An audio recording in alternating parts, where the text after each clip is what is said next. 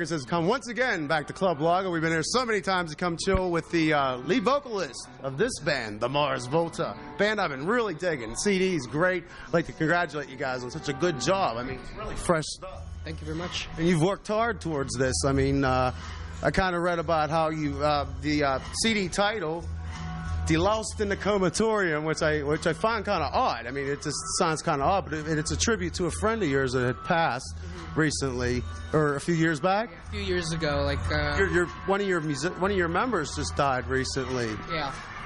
I'm sorry to hear about that. My deepest condolences. Thank you. Jeremy Ward. Yeah.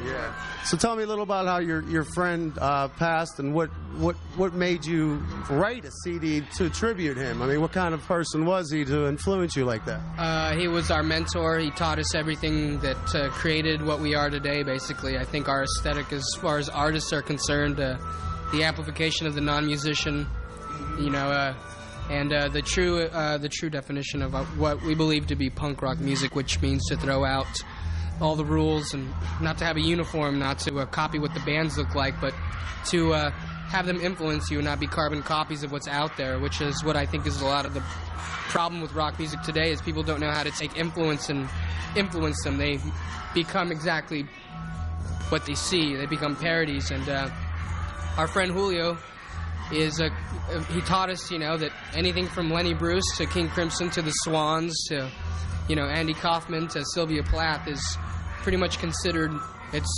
example of punk rock music, and he didn't get the not so much the American version that everybody gets caught up in. I mean, you kind of stepped out with that with your former band at the Drive-In, but even I read you guys were kind of didn't even want that type of stamp, so you kind of just threw that aside and decided to come across with the Mars Volta.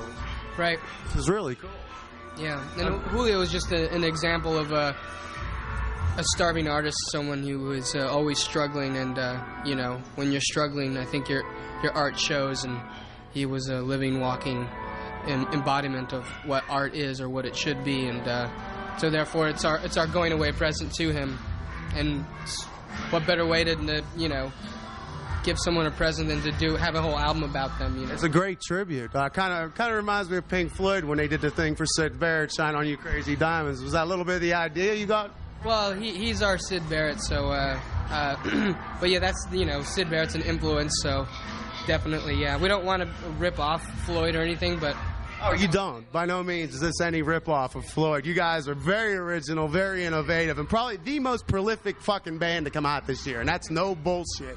I'm serious. This is some good stuff, man. Thanks. And you went to Rick Rubin's place to record. Now, how did that happen? How did you hook up with Rick? What kind of guy is he like in general? He's just sweetheart, very, very soft-spoken human being who knows how to criticize you without hurting your feelings, where most producers kind of tear you apart and you never want to play music again. Rick's just a gentle man, and we just met him because he was a fan of At the Drive-In. He started coming to shows, and he wanted to help out. We got to know him at his house, and we asked if we could do it at the old Houdini house. And which is supposedly haunted, or from what I read. Yeah. Did you feel a presence or something there? Did you see anything weird? Or just opening of doors by themselves and windows, and the vibrations are there in the album, and yeah, it kind of comes through. Now, what's the story behind that? Does Rick know, or does he know about what? The story behind the supposed the ghost. Sorry. Well, it's Houdini's house is across the street, and his wife's house is the house we recorded it at.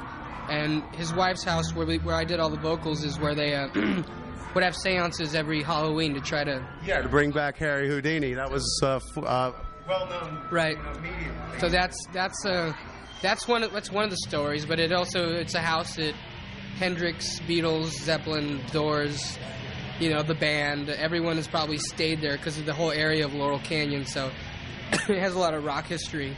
Oh, yeah. That's very, very, very cool.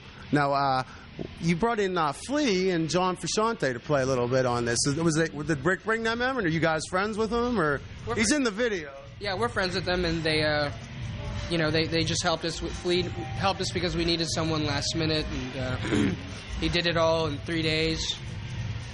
John, just got off the plane, and Omar thought He just played on one track, didn't he? Yeah, well, he played on one track, yeah, and he does like on Cicatriz, he does like when it breaks down in this ambient part, he does a lot of the affected parts, and he also does a dueling solo with it sounds so funny, dueling solo, but he does a dueling thing with Omar on there. And, oh, really? Like doubles it out? Yeah, he just got off the plane, came over, and I watched them do it, and it was fun. Now, was it fascinating to watch Rick work with the board and pull the stuff out of you guys? I mean, were your eyes like, wow? I mean, were you really floored, like as opposed to like at the drive-in stuff? I mean, was this stuff that just, really took you over? Rick is more a pre-production guy, and there's other people that are behind the board, but it's primarily like Omar behind the board. So it was a collaboration of producers, really.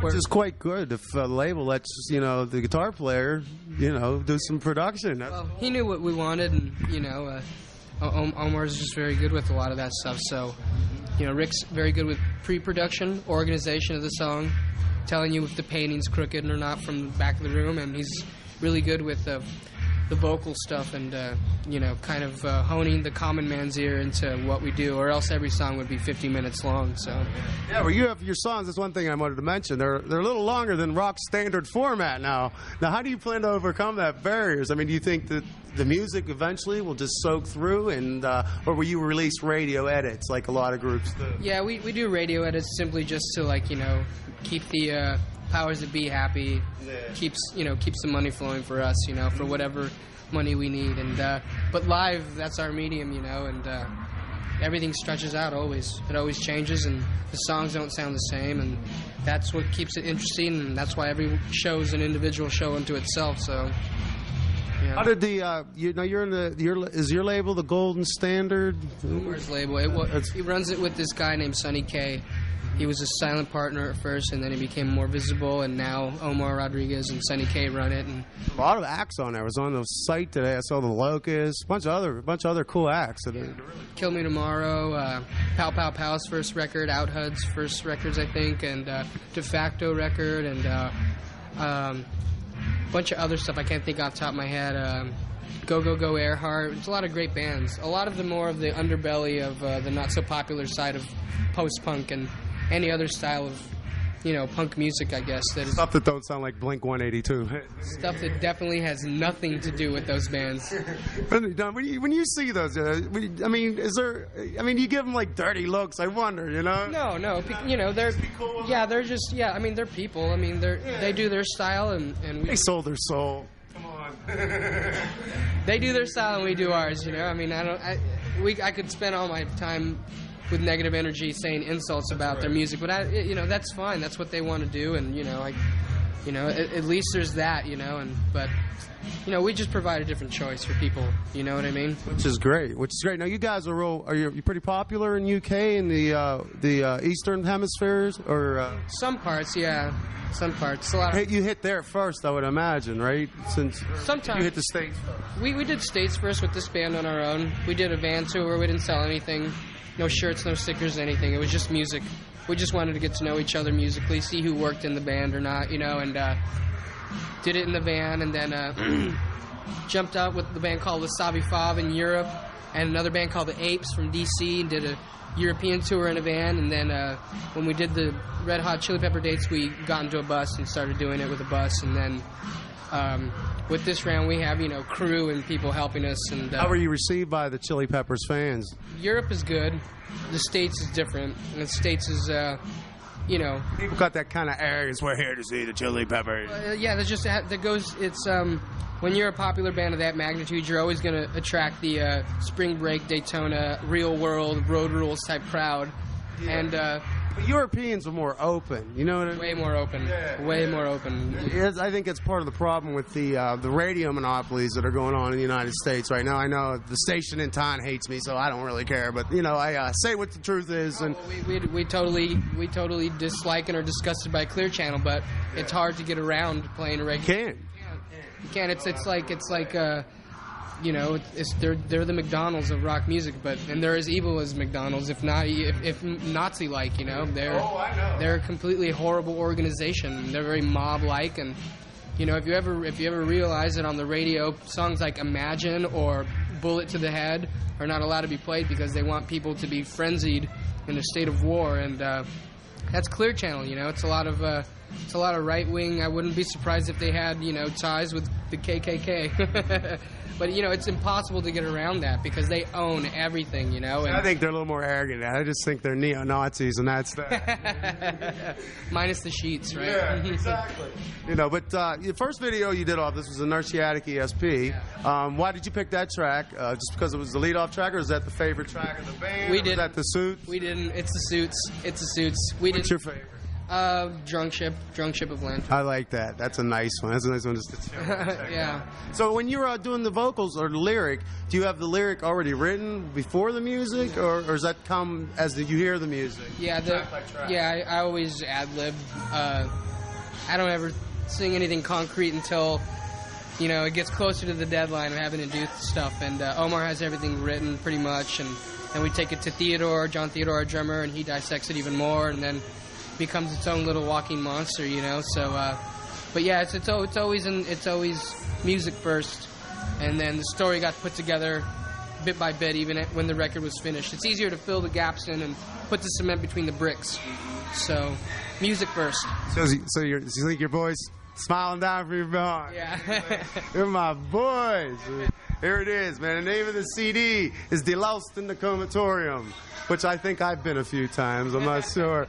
I'd like to thank Cedric for coming on the show. Wish you the best of luck. We dig the CD. The name of this band is the Mars Volta. And here is Inertiatic ESP right here on the Rock Circus. Look, did you do a show? I need future videos? Sure. What is it, Rock Circus? Yeah, it's Rock Circus. Okay. Simple deal. We had about 250,000 households in the city of Pittsburgh.